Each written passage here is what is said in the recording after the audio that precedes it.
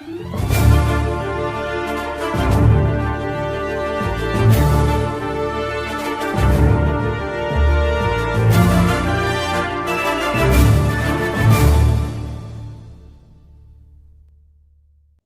everyone and welcome back to my channel, Hit or Miss Star Trek, with another product review and a bit of a surprise one, if I'm honest, this time.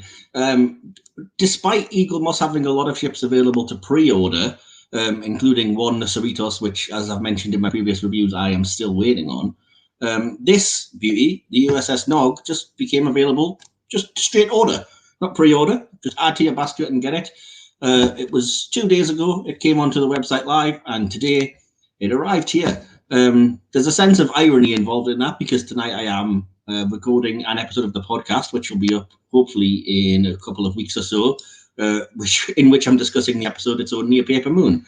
And of course, this is the USS Nog, named after the character who's central to that episode.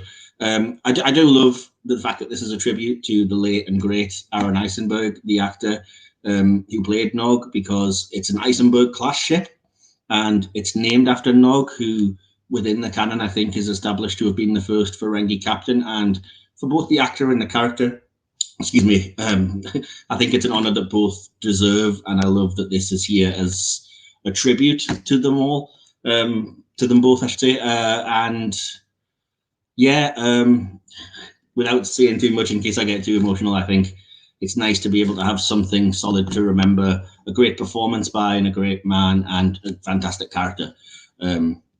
So yeah, this will be another live unboxing, just like the last one for the Voyager J. Haven't been into the box or anything this time because, like I said, it just arrived. So I will go through it and show you the bits and pieces. Obviously, you probably recognize the ship itself from Discovery Season 3 and I think 4 it might have appeared in by now. It's such an unusual design for a Starfleet ship, but I kind of dig it, and the fact that it's kind of a tribute to Aaron and to Nog would have sold me on it anyway. But I really love that it's such an out-of-the-box design, because it's the 32nd century in the Discovery, the last couple of seasons, and so I was kind of hoping we'd see some stuff that looks not like the traditional saucer drive section nacelles. It does have nacelles. They are detached, I think. They certainly are on the illustrations and the special effects in the show. So yeah, it's such an unusual out-of-the-box design, and yet something about it still speaks to me about like it's Starfleet engineering maybe, and you know, as something far, far, far in the future, it still looks really cool, and it's still recognizably a nice, sleek, dynamic starship. So enough of my rambling. I will show you the box as I always do, and obviously you can see the front there. Hopefully a bit better. I have tried to improve some lighting. Today I'm still using the same slightly iffy webcam. That's all that I have, unfortunately, but I have got some new light to shine on the situation today. Apologies if it's not great. Again, I will hopefully be popping in pictures that I'll take after the video of the ship and everything once it's out of the box. But yeah, just to show you the rest of the box, again, as the various Picard and Star Trek Universe ships in the corner that carries on into the leaf underneath. And on the side there's a little bit of it as well. Star Trek Discovery, and then it's USS Nog, and a picture of the ship again on the side here. And the registry, of course, NCC-325070, 6 digits, because, you know, it's been a long time within the universe. So there we go. Without any further ado, then I'm going to break the seal and open it. Here we go. Of course, the first thing you see, as always, is the magazine, Discovery Collection, USS Nog. I'll have a quick flick through and show you guys then. That's the authors from the front of the magazine. I think the light's maybe washing it a little bit too out now, actually. A couple of orthographic views there. There's some, I haven't actually looked at this, but yeah, I'm assuming, yeah, behind the scenes sort of concept arts and various CGI models and things. You know the drill with these magazines by now. Yeah, very cool. It's only a small little one like most of the mags, but it's an extra little bit of value, but it's not really what you're paying for. But I do like them, and they're good. And yeah, I always love the sort of images and stuff that they have in here, the actual ortho views and some of the CGI art and stuff. I think is really good. So yeah, pop that to one side for now. One thing, actually, just to quickly say, one thing that does bug me a little bit, and it's so nerdy, but I don't love that they're still using the old Discovery logo for the collection. It's kind of nerdy and pathetic, but you know, I'm a Star Trek fan. That's what we do. But yeah, I realize it's probably for branding issues in terms of this is their Discovery range, and it will continue to be the case. But yeah, that one still reeks of season 1 of Discovery and maybe 2. And it changed obviously when they went to the future. So seeing the future ships with those old Discovery logos always feels a bit weird, but it's not a real complaint. It's just, you know, just a nerdy nitpick. Do excuse my fantastic Back to the Future t-shirt. So I'll take the first layer of polystyrene out, as always. There we go. And there we go. Okay, fair enough. And that's what I'm greeted with here. If you can see it, hopefully, and I'm trying not to tip it out of the box. Yeah, so first impressions from me then are, I'm curious why there's an entire section that doesn't seem to have anything in it. Where are we? This section here. And initially, I'll be honest, I'm still thinking it's a little bit small for the price. This one in particular was even more expensive than the usual range. It was $49.99. So, you know, £50. And normally it's around 40 for the Discovery range. So I had thought maybe the reason for that was going to be that it would be bigger and a little bulkier. And honestly, it's not really. So I'm not sure why or how they're justifying that extra £10 price tag. But we'll see when I get dived into it and see what the ship is actually like. So as I have been doing, I'll take the main body out. Sorry, momentarily distracted by the fact that this main bulk of the ship here is really, really, really heavy. And I know I've said that a lot. I said that about the Voyager J. Surprisingly, I think this is, I was going to say all metal. I think this slight strip at the top might be ABS plastic, but this is 90% metallic. And again, it's heavy.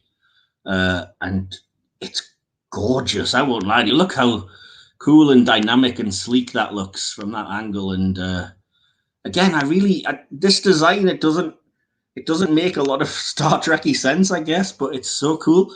And I've just noticed as well, there's what looks like little rocket boosters at the back, which is an old-fashioned kind of, sci-fi science fiction nerd, you know, fan of like things like Thunderbirds and stuff. That speaks to my kind of nerd heart right there. I'm never quite sure why the design, from the moment we saw it, I was never certain why it has this long elongated bit here. I like it. It fits the design. I don't know if it's supposed to be the drive section, maybe. Like all of the tech is kept in there, the warp core and whatnot. I just don't know. One thing that I've never noticed until holding this in my hand just now, and I'm now curious if it's the case, is how much this looks like a phaser. It really does, doesn't it? It's a phaser. Maybe that's what they based the design on, in which case it probably would look quite Trekky. I do love that it has a little, I guess the phaser handle, but yeah, this little bit kind of tapering down from the bottom, because there's no reason why starships would all have to be sort of facing dynamically to a point, because it's in space. It doesn't make a difference what shape you are, does it? So, but still, it looks sleek, and the curves on it are fantastic. All the black parts have lots of kind of yellow dots and lines that I think are representing windows. The actual object, not the computer operating system. That was terrible. A terrible joke, but yeah. There's Starfleet red lining and pennants all the way around the bulk of the main section. Can't really call it a saucer section, I guess, because it's not showing up fantastically, but hopefully, again, you'll see it in the pictures, the red striping around. Yeah, the name and registry I'm kind of distracted by because it's on here a lot. Again, you can see it. Hopefully you can. You probably can't so well in the camera there, but it's on the very front kind of nose tip, I guess, of the ship here. It says the name and the registry. I'll get a picture again. It isn't great, but yeah. The thing above it, initially I thought might have been a bridge window, which would have annoyed some people, but it's not. It just looks like it's an extra bit of... I don't know what you would call it, just an extra kind of raised lip in the design, which, you know, it's cool. And there's extra kind of black bits on the side to point towards it. It's got almost a shark type profile as it comes at you from the front here. It's nice, isn't it? I like it. I think the design's great, I've got to say. And yeah, talking about the registry, it's obviously on the top of the ship as well, which is where it's probably more prominent. It's a bit small on the front, but makes sense, I guess. That's how the ship would be seen in universe, and there you go. It's on the top as well, as it would be, I guess, on the top of a saucer section, maybe on a traditional ship. But it's also on the really thin, spindly, but metal, I will say but metal, drive section, I guess you'd call it. Again, you can't really see it on the camera. I'll take some pictures, but it does actually say United Federation of Planets and USS Nog on this thin part, along with a very, very fine Starfleet red lining pennant all around this bottom part, which I wasn't expecting, and I really like. It gives it that extra Star Trek-y look. An extra little, as well, little bits on the back which look like a fin, which again, old-fashioned rocket ship nerd here. I love that. So there you go. Yeah, look, I really love that design. There's not really a whole lot else you can say. A little bit of what looks like gauzing, I guess, on the top. That's a really cool thing. And obviously the whole thing has like the usual Aztecing and pattern, but it's not overwhelming. It just looks weathered, I guess, would be how I would say it. So I really like it. Size-wise, it's not the greatest thing in the world, like the Discovery A, but I would say it makes up for it in the fact that the materials used seems to be mainly metal. But this isn't the whole ship, obviously. We should probably have clarified that sooner. That's the bulk of it, but it does actually still have warp nacelles. So I'll just pop that down for a second and show one of those. The warp nacelles are, of course, plastic. Not great, but they have to balance somewhere because they're detached. Because, again, 32nd century, I've been through that before now twice, so you know the drill. But they have cool little... I don't even know what this piece would be called, but it's a sort of a warp grill piece, I guess. There is what looks like the usual blue pieces at the slight underside. There's a little fin tapering, which is going to help to hold it in place, I presume, but it also is part of the design. And surprisingly, considering how thin and flat it is, it does still have the Starfleet pennant and the registration number on one side of the nacelle here. And kind of a Discovery style, actually, kind of little bussard collector at the front here, because, you know, the Discovery ships are boxy and everything. But in this case, being so far futuristic, I think this kind of flat box idea works, particularly since the design is so unique and different anyway. So that's very cool, actually. I think I like the fact that, and again, the design and the shape of it is kind of dart-like and tapered with a little fin. So yeah, we dig that, I think. So then, let's just see how we're going to do this. I'll take out the other nacelle quickly. There we go. As usual, we have the stand there with USS Nog and the registration on it, NCC-325070, which, yep, that is matching the one on the ship. I have no idea, because to be honest, if it's if 4-digit one, I struggle to memorize. A 6-digit one, you've got no chance. But there you go. There's the stand itself. So here is the thing. It's only one piece, which surprises me, that holds the thing. And because of the design of the ship, it's quite an unusual looking piece. This is the first time I've seen it, so apologies if I'm a little rusty on what to do. But yeah, so it has what looks like shelving or shelf parts on the side here to hold the nacelles, I presume, and a little section that I'm presuming is going to hold the fin that just slots down in there because it looks like it's the exact shape for it, which is very unusual. I haven't really had anything like this in any of the models up to now. So let me just see what I can do to put this together and see how it looks once it's on the stand. I hope I get it the right way around. Yeah, I think I have. You can see by the way that the pattern goes down. These things never go on 100% securely, which always worries me, especially if it's like this one. It tells you just to balance it on the stand because, well, I say on, I suppose it goes deep into it when you think about it. That's what she said. Yeah, so the main bulk of the ship should slide into there. Okay, that's no real problem. That's fair enough. Oh, that looks good, actually, looking at that on camera. That's cool. And the nacelle should have a slight tilt to them and go in here. Hopefully that's the right way. I think it is. Yeah, it looks like it roughly is. This is the fiddly part, you see. I don't have any clue because there's no real guide of where to put the nacelles specifically, and being quite kind of weirdly specific and nerdy, and let's be honest, autistic. It kind of bugs me not having these exact instructions, but there we go. I think I've got that 100%. Wow, that looks amazing. That is so cool. The fact that they have it pointed upwards like that gives it that extra flash. and I really love this. I think this looks amazing. So yeah, that's the USS Nog, the Isenberg class, 32nd century vessel from Star Trek Discovery. Yeah, I'll give you a quick, if I can. Hopefully the camera will behave. Even the front view looks pretty awesome of it when you look at it, and when you think of the size of this thing, because it is a beast, and that kind of shows in universe. But yeah, and again, because it's all one platform, this is probably one of the better ways they've done the detached nacelles, because the ship's balancing on the same clear stand anyway. So the nacelles really, although they are resting on something, there's no join to the ship. I mean, there is, but it's less blatant and obvious, if that makes sense. Hopefully it does. So even from the front, you can kind of get the sense of free-floating nacelles. I think probably the best of any of these three so far. The Discovery A, which I've reviewed, and the Voyager J. Side views, rotating it around, obviously, just so you can see. Hopefully the camera will behave. Other side, and as I said, the back looking really cool with that little rocket ship style rockets and the fin and the tapering.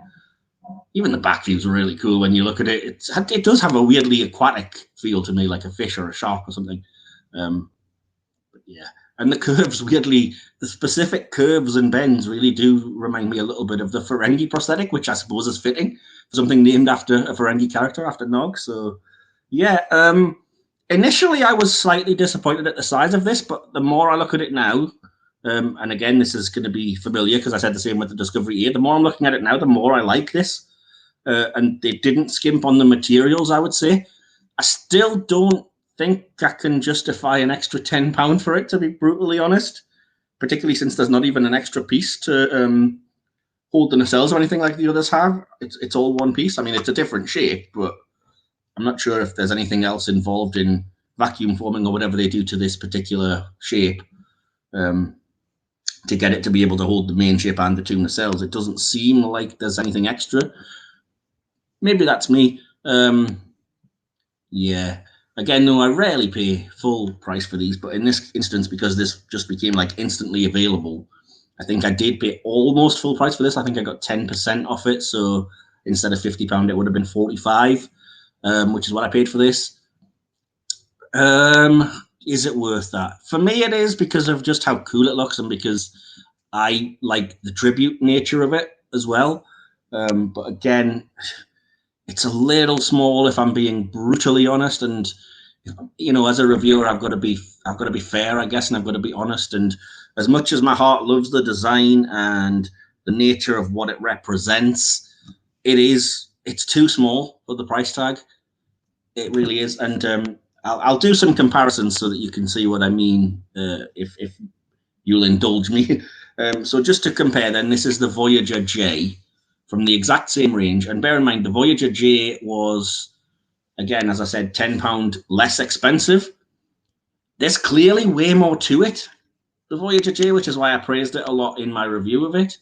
Trying to get an angle with them both in. But you can see, as they're side by side there, the Voyager J, it's not just a much more Starfleet design, which, you know, that's not what I'm criticizing. As I said, I like that there's a much more varied range of designs in the future 32nd century of Discovery, but this is clearly way more stuff, and it's bigger and it's wider. Okay, it's not necessarily taller, but it's not a whole lot shorter. And you compare that to, oops, excuse me, to that, it's not really, it's not a comparison, really, is it? This is clearly smaller. So why this is £10 more expensive when I would say this should actually be £10 less, if you ask me? Maybe there's a justification that Eaglemoss could and would make for it, but for me, just as a sort of layman, I can't really justify that, to be perfectly brutally honest with you. Although the design is lovely, it's a size issue yet again when it comes to the Discovery collection. As I said, that's compared to another one of its contemporaries. But I did also bring in, I was going to do a separate review of this, and maybe I still will someday, but something from the Discovery collection from way back to show what they are capable of, because I think this is probably my favorite of the Discovery collection and the one that I think is well worth the money and really well done. And that is the Uss Buran. here, which you may know as Lorca's ship from the first season of Discovery. This thing is astonishing. It is fantastic. It's bulky. It's almost purely metal, with the exception of the nacelles, which are really hard plastic. And there's so much to it. It's fantastic. Look at the detailing on it, the shapes, the patterns, the pennants and things. The fact that it's really bulky. The saucer alone is fantastic, with the little bit underneath, the Shenzo, like, I guess, under deflector and stuff. And you compare that, which, as I said, this retailed for £40. I got it for 10 because a lot of them are reduced at the moment, or they were. I'm not sure if they still are. So I paid £10 for this, and it is fantastic. You cannot tell me that is not worth £10. That is easily worth the £40 original price tag. It's fantastic. But bearing in mind that I paid £10 for this, how can you then say that this was worth 50? Now, okay, the £10 was a sale, so we'll ignore that and we'll say original price for this would have been £40. How can you tell me that this is £10 better than this? I love this design. I love what they did as a tribute to a great actor, as I said, but this is not worth £10 more than this. Eaglemoss's pricing makes absolutely no sense to me. It truly baffles me. And, you know, as a reviewer, I have to, like I said, look at the negative sides of things, and that is quite a big negative. It's not to do with the product itself. I'm not reviewing the product and saying that it's wrong in any way, but it doesn't make sense to me that size-wise and detail-wise that this thing is as expensive as it is. And maybe it is, maybe it's partly the sort of thing you get with anything, where it's newness, and because it's brand new, it's that kind of price because you want the new flashy thing, so you pay full price and it'll get reduced in sales and future and whatever else. And as I said, I did get 10% off, so technically it only cost me 45, but again, the Buran only cost me 10, so yeah. But if we're reviewing the product itself, you can't really remove price from the equation, but let's try to be fair. The actual product is gorgeous. It is. They've done a great job. I wish it was bigger, and I wish that this was, if you scale this up, and it's a gorgeous, gorgeous, gorgeous, almost perfect thing. They've got all of the detail right. The shapes and everything are great. What they've done with the detached nacelles, as I said, is fantastic. The best one they've done of this range, and it's a beautiful ship. But I'll be honest, this isn't much bigger than some of the ones that were retailing for like £10 to £15 of the smaller ones. This, you could tell me this is from the original smaller range, and I'd kind of believe you. It would fit that. This long bit at the bottom is perhaps the only thing that doesn't, but I've seen some of the smaller range that look roughly around this size. Maybe I'll grab a picture with one or two to sort of see if that is the case, but I do believe it is personally. Yeah, I think Eaglemoss needs to do something about their pricing and make it make sense to me, because if this extra £10 price hike is going to be just what happens going forward, they're not justifying that for me at all. That's not me getting angry with it. It's just it's not worth it. It's not worth getting them straight away because they're not worth that extra kind of money, and you could wait until they're in a sale or something, I guess. Now, I don't want Eaglemoss to fail. I want people to be buying these things, especially when you look at craftsmanship and how good this ship is. But like I said, they are, for me, they're skimping somewhere. They're charging more and giving you less, and that's not on, quite frankly. So, but other than that, like I said, to try and end on a positive note, just look how gorgeous it looks, and look at the, like I said, the profile. All of the angles of it are fantastic, and it's a gorgeous ship. You know, I can't fault owning it. I love having it, and I love that I have a tribute thing that I said will always remind me of Aaron Eisenberg, rest of soul, and of Nog, which is cool. You know, I'm not going to complain. I'm not going to return it or anything. But as a reviewer, if you were thinking of getting this, this isn't worth £50. It's simply not. It would be if it was scaled up a bit, but it's just not. Unless you're an absolute like mega fan nerd like me, I guess, and you kind of, you know you're paying more than it's worth, but you just want to be one of the first ones in to get it, then, you know, I'm not gonna rain on that parade. That would be ironic because I've clearly done the same thing. But if you were on the fence about this, I cannot recommend paying £50 for this. In terms of the ultimate question, which I always come to, is it a hit or a miss? This one I'm really, really torn on. I can't call it a miss because, like I said, the nature of that it's a tribute or whatever would feel crass to do that anyway. And looking at the design and shapes and everything of it, it is gorgeously made and really well designed. The only bugbear is the size for the price, but that is such an overwhelming thing that you have to take that into account. And I can't not add that proviso. But I will say, with that in mind, the actual product itself is a soft hit. Soft because of those things, but yeah, the design and everything is gorgeous. I mean, if this was even slightly cheaper, if this was like around £20, I would be raving about this because the design and structure and everything of it's fine, but the size is all wrong for the price. Like I said, £50 for something this size doesn't make a lot of sense to me, especially for a ship that should actually be larger.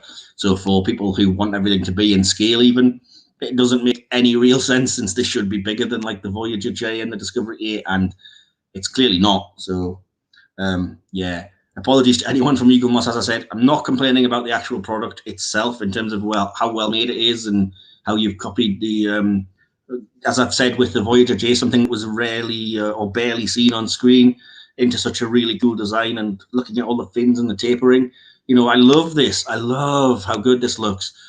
But why could you not have made it a little bit bigger or just charge less for it? You know, as I've had people coming in and saying, why did they end the range that, you know, they started off at around 10 to 12 pounds and now they're about 15, 16. But why end that range? This isn't that much bigger. You could scale this down very slightly and charge around 16 for it. And it would just be like continuing on that small range. But if you're going to ask £50, which is the price of most of the original kind of XL ones even, you've got to give us more than this.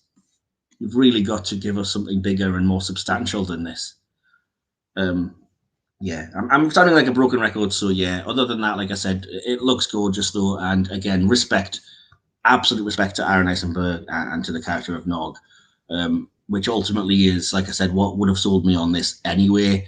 You know, hopefully his friends and family are, you know, getting some comfort from this little tribute and maybe getting a model of their own, I hope. Eaglemoss. I know that they're not getting any of the, presumably the funds or the money that we've paid for this. Would have been nice, but yeah, it's nice to have this though, and to have something solid as a memento. So RIP to a great guy. And again, thanks to the people who designed this, because fantastic design. Some people might have an issue with it, might not like it because it's so different, but I'm not one of those people. So yeah, the design is definite here, I would say. So anyway, as I mentioned in previous reviews, I will hopefully be back with a review of the USS Cerritos. That has been paid for and on pre-order since before Christmas, and yet here we sit with it had a advertised publication date of the 15th of January. As of right now, as I'm recording this, it is February the 6th, and there's no sign of it. Although I did note that on Twitter, Mike McMahon, the executive producer of Lower Decks, did receive his prototype version, although it has actually got a spelling mistake on it and stuff, so it's not the final product. So fingers crossed, hopefully they're going to start rolling out. It's weird that this was available straight to buy, not even for pre-order, and yet I'm still waiting on something that I paid for in late November with the Cerritos. And being an XL, I really, really, really hope that's going to be a worthwhile size, because that was, regardless of what I paid, which wasn't full price, that retails at £60, the Cerritos, and for that price, it better be huge. It better not be this size. So yeah, anyway, everyone, hopefully do subscribe, like, share this around your friends and fellow Trekkies. I will be back soon, as I've mentioned, with Series 2 of the podcast. I'm hopefully going to have this up today or tomorrow, so the first episode is imminent on Sunday the 13th, and that is myself and yelling about Trek on Twitter, discussing Best of Both Worlds. As you can catch me, I'm my name, Michael Wilson, most places. At Iron Mike Wilson is my personal Twitter. At HOM Trek or Hom Trek is the Twitter for this particular podcast channel. And yeah, in the meantime, remember, we are Starfleet. Live long and prosper.